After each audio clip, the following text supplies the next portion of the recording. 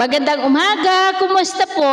Narito po ulit ang update natin para sa lagay ng ating panahon ngayong umaga po ng September 17, 2023 na kung saan sa ngayon, base po dito sa weather model na ating ginagamit, gaya ng inyong nakikita, ay tuluyan na po na nakalayo ang habagat dito sa ating kalupaan. Easterlies na po o yung mainit na hangin na mula dyan sa Pacific Ocean ang umiihip po ngayon dito sa ating bansa at posibleng unti-unti na po nabababa ang malamig na hangin amihan at tutungo na po tayo sa transition period na mas lalo po nahahatakin ng potensyal na sama ng panahon at ang development po ng mga ito ang ating babantayan.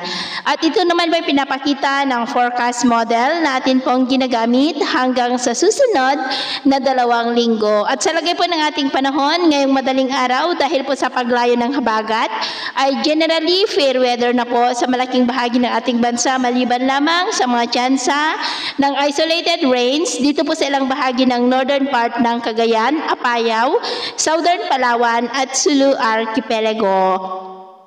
At mamaya po ay sisikat ang araw sa malaking bahagi ng ating bansa, magiging mainit at maalinsangan ang panahon, maliban po sa mga tsansa ng cloudy skies with isolated light rain sa ilang bahagi po ng Sulu Archipelago. At mamayang hapon, posible muli ang maulap na kalangitan na may mga pulupulong pag-ulan sa mas malaking bahagi ng ating bansa dulot ng mga localized thunderstorm.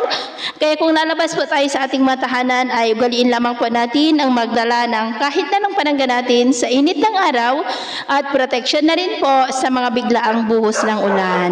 At sa atin naman pong mga baybayin, wala na po tayong nakataas na namang gale warning signals, pero ba yung pag-ingat lamang po kung papalaot tayo para mas makaiwas sa mga sakunang pangkaragatan. So ito po ang latest update natin sa araw na ito. At ako po muli si James na nagsasabing sa kahit anong pagsubok po na darating sa ating buhay, huwag po tayong mawawalan ng pag-asa. Thank you and God bless!